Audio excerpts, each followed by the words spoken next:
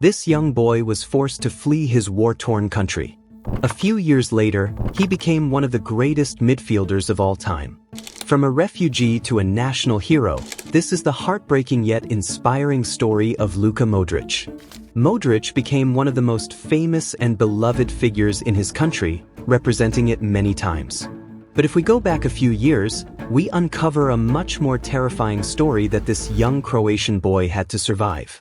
He was born on September 9th and grew up in the settlement of Mrije, north of the city of Zadar in Croatia, which at the time was a republic of SFR Yugoslavia, a country that no longer exists.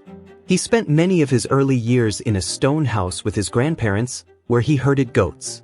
At the age of 6, he still didn't play football and had no idea that the horrific events that followed would lead him to have a football at his feet for the rest of his life. The Croatian War of Independence escalated and forced Modrić and his family to flee their home.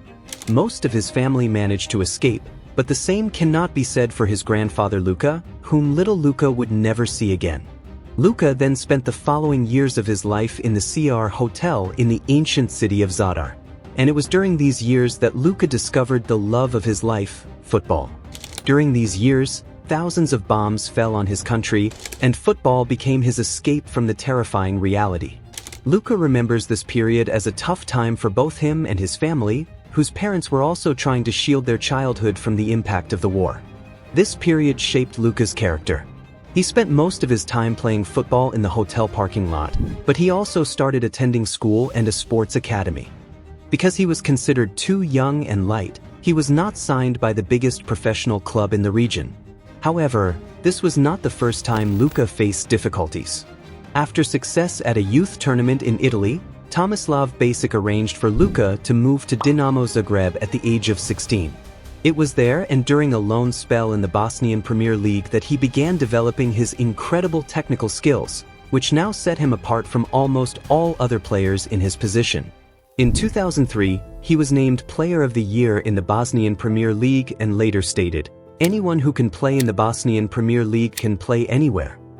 His last loan spell took him to the Croatian team Inter Zagreb, where he spent one season and helped the team qualify for the UEFA Cup qualification round. By this time, he was considered an unpolished diamond. After winning the Croatian Football Hope of the Year award, he returned to Dinamo Zagreb in 2005, signing a 5-year contract.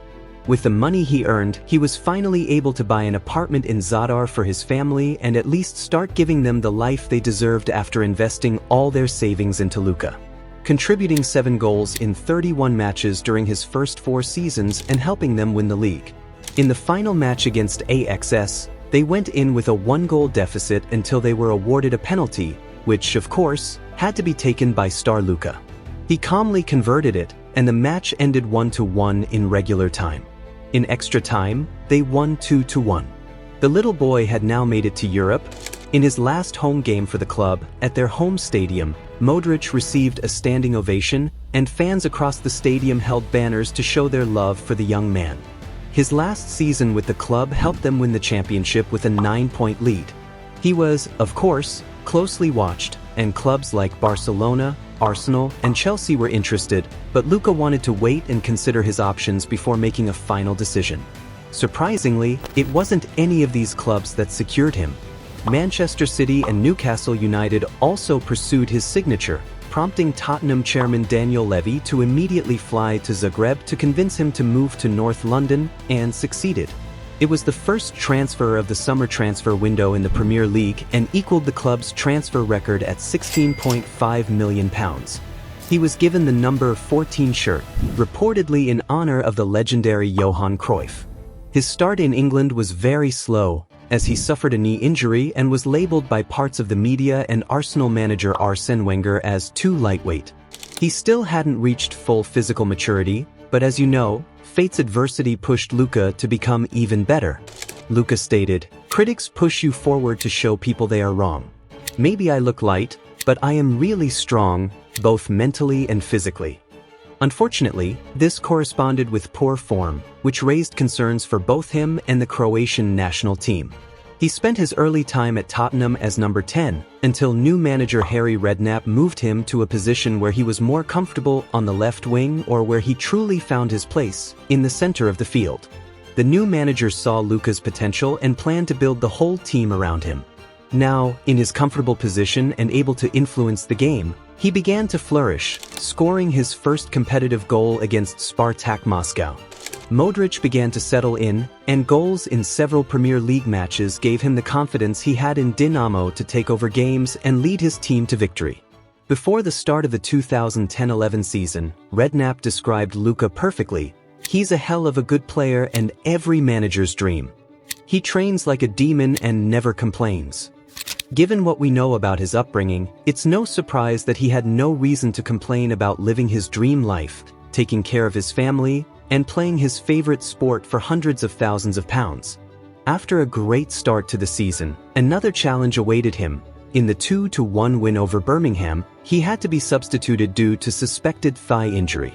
The following day, it was confirmed that he had a broken right leg, which kept him out for 6 weeks. But he refused to let this injury stop his momentum. He quickly returned and announced his comeback with 2 goals in 2 games against Burnley and Everton. Luka Modric's superb performance against Burnley prompted Tottenham to offer him a new 6-year contract, signaling his importance to the team. Despite this, speculation about his future continued, as Modrić was considered one of the most interesting talents in world football. Luka himself stated that Tottenham had given him the chance to play in the Premier League and that he wanted to achieve great things with them, although he acknowledged that other big clubs had shown interest in him. He assured fans that he had no interest in leaving. Modrić helped Tottenham secure a top 4 finish, which meant the club's first ever participation in the Champions League. Even with the transfer speculation, he stayed for 2 more years of his new contract. His performance in the draw against Manchester United was so exceptional that his manager couldn't stop praising his ability to keep the ball in tight situations with opponents around him. The manager even said that Luka could play in any team in the world. Modrić also significantly contributed to Tottenham's success in their first Champions League participation, where they managed to progress past Werder Bremen and AC Milan. His ability to influence games made him a key figure for the team and attracted the attention of the biggest European clubs. Luka Modrić helped Tottenham reach the Champions League quarterfinals, where they were eventually eliminated by a club that would become very important to him, Real Madrid. In the Premier League, he had the highest number of assists per game of any Spurs player during the 2010-2011 season and was named Tottenham Hotspur Player of the Year. Even legendary manager Sir Alex Ferguson admitted he would have liked to sign him and that Modrić could have been Player of the Season. In the January transfer window, Chelsea made several attempts to acquire Modrić, offering up to £40 million, but club chairman Daniel Levy rejected the offers. Modrić, however, publicly expressed that he would welcome a move to Chelsea, as he had a gentleman's agreement with Levy to consider offers from big clubs. The 2011-2012 season started for Tottenham with a 3-0 defeat to Manchester United, and Modrić admitted that he wasn't mentally in the right frame of mind. He continued to push for a move to Chelsea, which made a final £40 million offer on transfer deadline day, but it was again rejected.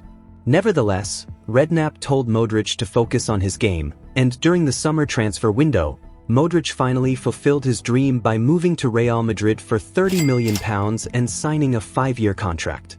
2 days after signing the contract, he was already on the field in a match against Barcelona in El Clasico, where he replaced Mesut Ozil in the 83rd minute.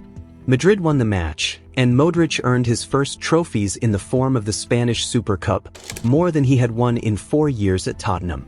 Despite a promising start, Luka faced difficulties fitting into the new, already legendary team. However, as he adapted, his performances slowly improved. He continued to shine under manager Zinedine Zidane and played a key role in Real Madrid's success in European and domestic competitions. As of 2018, Luka Modrić had successfully led Real Madrid to 3 consecutive Champions League titles and helped Croatia secure an impressive second-place finish in the 2018 FIFA World Cup. That same year, he won the prestigious Ballon d'Or, ending Cristiano Ronaldo and Lionel Messi's 10-year dominance. Luka Modric's story from a refugee child to one of the greatest football players of all time is truly remarkable. Despite facing immense challenges, he continued to rise above adversity and achieve his dreams, becoming a true inspiration for countless people around the world. If you liked this video, I'd really appreciate it if you subscribed. See you next time, bye.